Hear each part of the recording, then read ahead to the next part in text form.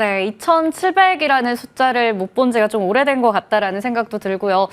지수 상황 보면 답답하기만 합니다. 그런 상황에서 우리가 9월은 또 어떻게 전략을 세워봐야 될지 오늘은 매크로에 대한 이야기 좀 나눠보려고 합니다.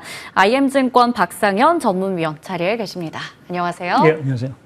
네, 자 9월이 이제 열렸어요. 그런데 첫 거래일 일단 수급적으로 봤을 때는 아직까지 방향성 설정하기 좀 어렵긴 하거든요. 일단 지수가 상승불 켜고 있지만 이걸 잘 유지할지도 의문이긴 합니다. 실적에 대한 모멘텀은 일단 종료가 된 상황에서 그렇다면 이제는 매크로에 대한 민감도가 더 커지는 걸까요? 어떻게 보세요? 예, 매크로에 대한 민감도는 사실 8월에 네. 극에 달했다라고 보는 게 맞을 네. 것 같고요. 뭐 이번 주에 뭐 ISM 제조업 지수라든지 8월 고용 지표가 발표가 되긴 하겠지만 8월만큼의 어떠한 그 매크로의 파급력은 사실은 없을 거로 좀 보고 있습니다. 물론 이제 시장이 아직은 경기 침체라는 어떤 걱정의 벽을 계속 타고 올라가는 듯한 모습이긴 하지만 최근 나오는 미국 지표 예상보다 상당히 견조한 부분들이고요. 지금 고용 지표의 선행 지표라고 할 수 있는 주가 실업청 건수 같은 경우도 8월 달이 7월 달보다 상당히 좀 안정적인 흐름을 보였고 또 지난 금요일에 발표된 개인 소비 지출이라든지 개인 소득 모두 시장 예상치보다 상당히 양호한 흐름을 좀 보이고 있습니다. 이러한 지표들을 종합해 볼 때 사실 저희가 8월 초에 뭐 고용 시장이 흔들리면서 우려했던 미국의 경기 침체 가능성 이 부분 자체는 상당히 조금 소멸되는 과정이 아닌가라고 좀 평가할 수 있을 것 같습니다. 네, 8월이 아무래도 우리가 좀 극에 달하는 그 아래 공포를 느낄 수 있는 달이었다라는 말씀 주셨고요. 여전히 지금 우리가 걱정을 하고 있긴 하지만 그래도 나오고 있는 여러 가지 데이터 보면 일단은 9월은 좀 한시름 놓을 수 있을까? 이런 생각도 듭니다. 자, 그러면 파월 의장이 잭슨홀 연설에서 인플레이션이 2% 정도 복귀할 거다, 확신 커졌다 이런 이야기를 했었거든요. 물가를 잡고 실물 경제 영착륙도 가능하다고 보세요? 예, 뭐 현재로서는 가능하지 않을까 좀 판단을 하고 있습니다. 물가 같은 경우 뭐 아직 미 연준의 목표선에 다다른 건 아니긴 하지만 상당 부분 진전이 있었고요. 지난 금요일 날 7월 PC 물가를 보더라도 이제는 연준이 희망하는 2%대에 진입을 한 상황들입니다. 거기에 중요한 건 이제 연준의 통화 정책이라든지 각국의 중앙은행 통화 정책의 이제 목표 중에 하나가 이제 사람들의 어떤 기대 인플레이션 자체를 상당히 통제하는 부분들일 텐데 최근에 나온 기대 인플레이션 수치 자체가 상당히 안정적으로 좀 잡히고 있다라는 부분 자체는 그만큼 연준의 통화 정책, 물가 통제 자체가 사실은 이제 제어되고 있다라고 좀 봐야 될 것 같고요. 뭐 그러한 측면에서 보게 되면 경기 앞서 말씀드린 대로 여러 가지 지표 흐름이라든지 이러한 것들이 안정적으로 유지가 되고 있고 미국의 고용 시장, 특히 이제 이번 주에 발표될 고용 지표 같은 경우는 시장 예상치를 상회할 가능성도 사실은 배제할 수 없는 부분들이어서 미국의 경기 흐름 여전히 연착륙이 유지되고 있고 거기에 미 연준의 금리 인하마저도 사실은 이제 동반된다라고 하면 미국의 물가도 사실은 안정세 속에서 미국 경기의 연착륙을 저희가 좀 기대해 볼 수 있지 않을까 좀 생각을 하고 있습니다. 어느 정도 연착륙에 대한 기대감도 나타나고 있는 상황입니다. 이제 정말 중요한 건 또 8월 고용 보고서 등등 고용 지표가 될 텐데 그 부분에 대해서 이제 아무래도 빅컷의 여부가 결정이 될 것이다라는 이야기 나오는데 노동시장이 점진적으로 완화되면서 스몰컷에 대한 이야기도 나오고 있거든요. 연내 세 차례 금리 인하는 유효한 것인지 만약에 빅컷을 단행한다면 우리 시장에는 긍정적인지 부정적인지도 궁금합니다. 예, 일단 빅컷 가능성은 상당히 좀 낮아졌다라고 보는 게 맞을 것 같고요. 그러면 올해 남은 세 차례 FOMC에서 과연 다 금리를 내릴 수 있을까라는 대답에서는 사실은 저는 다 내릴 수 있다라고 좀 보고 있고요. 물론 이제 11월이 미 대선이라는 좀 불확실성이 있어서 11월 FOMC에는 조금 불확실성이 있긴 하지만 미 연준이 사실은 물가를 앞서 말씀드린 대로 통제 가능하다라는 어떤 신호가 분명히 잡히고 있고 또 미 연준이 지금 정치 문제에 있어서 상당히 독립적으로 통화 정책을 운영한다고 계속 밝혀왔기 때문에 대선 결과 상관도 없이 아마 금리를 인하하지 않을까라는 쪽에 좀 생각을 하고 있어서 올해 연내 한 세 차례 정도의 금리 인하 가능성은 여전히 유효하다라고 좀 보고 있고요. 말씀하신 과연 그럼 50bp 금리 인하가 있을 때 시장에 긍정적일까라는 부분에서는 단기적으로는 좀 부정적일 수밖에 없지 않을까 좀 보고 있습니다. 그러니까 우리가 연준이 비컷을 한다라는 얘기는 그만큼 경제 지표, 뭐 특히 뭐 고용 지표라든지 이러한 것들이 또다시 급등하는 이러한 어떤 상황일 가능성이 높기 때문에 그러한 측면에서 보게 되면 다시 이제 경기 침체에 대한 공포가 살아날 수 있다라는 부분에서 국내 증시에도 사실은 좀 악재가 되지 않을까 좀 보고 있습니다. 네, 9월은 참 운명의 달이기도 한데 고용 데이터가 정말 중요해 보이고요. 우선은 지금 스몰컷에 대한 이야기도 같이 나오고 있는 만큼 좀 체크해 볼 필요 있을 것 같아요. 이 지표들이요. 만약에 또 B컷 단행을 한다면 단기적으로 우리 시장에 좀 부정적이다라는 부분까지 짚어주셨습니다. 자, 그러면 8월의 블랙 먼데이 이거 잊을 수가 없습니다. 8월 초쯤이었죠. 그러다 보니까 그때 공포가 또 한 번 나타나면 어쩌냐라는 우려도 속에 품고 있긴 하거든요. 엔캐리 트레이드 청산 19일에 BOJ 통화 정책도 예정되어 있는데 다시 한번 뭔가 변동성을 키울 만한 이벤트가 될 것인지 그 부분도 궁금하고요. 일본은행에서는 일단 엔저 정상화 의지에 대해서 표명하고 있는데 엔화는 앞으로 방향이 어떻게 될까요?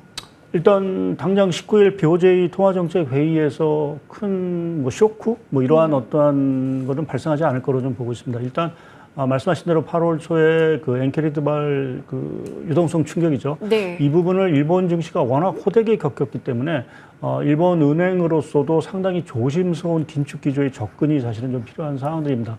더구나 9월 말에 지금 자민당 총재 선거가 예정이 돼 있는 상황이어서 그 전에 BOJ, 그러니까 일본은행이 뭐 급격한 통화정책 기조에 어떤 변화를 주기는 상당히 좀 어렵다라고 네. 좀 보고 있습니다.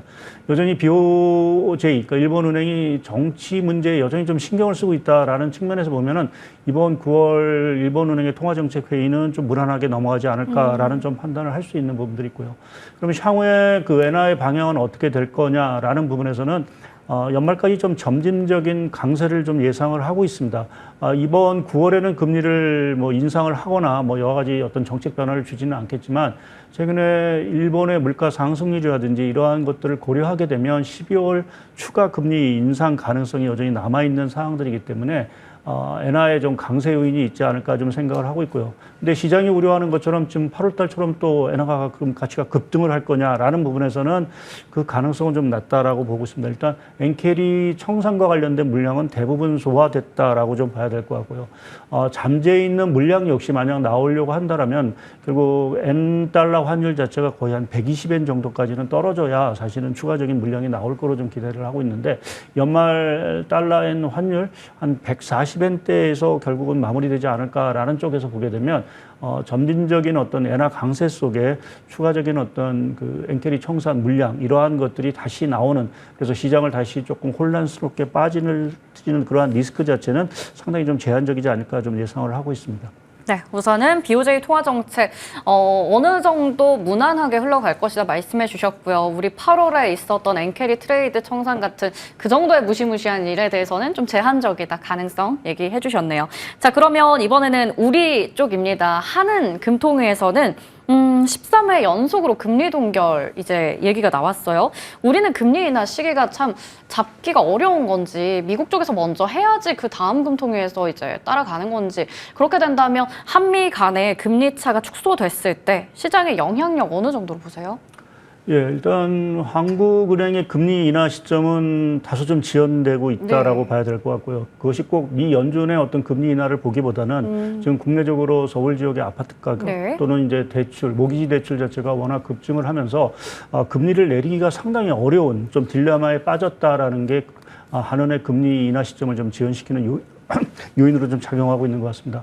뭐 이러한 과정 속에서 그렇게 되면 이제 한미 간의 정책금리 역전폭이 축소가 되는 게 그럼 긍정적이냐 부정적이냐라는 부분에서 결론적으로 말씀드려서 좀 부정적일 수 있다라고 좀 보고 있고요. 그 이유는 지금 우리가 금리를 내리지 못하는 가장 중요한 이유가 결국 부동산 가격을 잡기 위한 부분들이기 때문에 그 의미는 역설적으로 보면 내수 경기의 회복을 지연시킬 수 있다라는 부분에서 한은의 지금 금리 인하 시점이 지연되면 지연될수록 국내 내수 경기에 대한 부담은 커질 수밖에 없다라는 측면. 그러니까 한미 간의 정책금리 역전폭이 축소가 되는 것이 그렇게 지금 현 시점에서는 바람직한 현상은 아니다라고 좀 평가할 수 있을 것 같습니다. 네. 그렇다면 이번에는 환율 이야기 좀 해보도록 할게요. 지난주 월요일에 최저 1,319원대까지 떨어졌었다가 오늘 장중에 최고 1,340원 다시 넘어섭니다. 이거 원화 강세 현상은 일시적이었던 건지, 사실 원화 강세였을 때도 외국인 수급이 막 그렇게 잘 들어왔던 것도 아니다 보니까 거기서도 약간 미스가 있었어요. 이건 어떻게 봐야 돼요? 올해 환율을 전망할 때 사실은 원화가 연말 정도 가면 조금 강세적으로 가지 않을까라는 게 일반적인 분위기였지만 그 가장 큰 배경 자체는 아무래도 미 연준이 금리 인하 그것 때문에 달러가 약세가 될 것이기 때문에 원화도 약간은 좀 강세가 될 거다라는 게 일반적인 시각이었고 그 틀을 사실은 지금 크게 벗어나지는 부분들은 아닌 것 같습니다. 다만 최근에 이제 외국인 수급이 불안함에도 불구하고 달러 원 자체가 이제 하락하는 가장 주요한 요인은 최근에 들어서 환율, 그러니까 원화의 어떤 흐름 자체가 기본적으로 엔화의 흐름에 상당히 따라가는 모습. 그러니까 전반적으로 아시아권 통화 자체가 엔화 흐름에 사실은 동조화되는 이 현상에서 달러원 환율 자체가 지금 하락을 하고 있고요.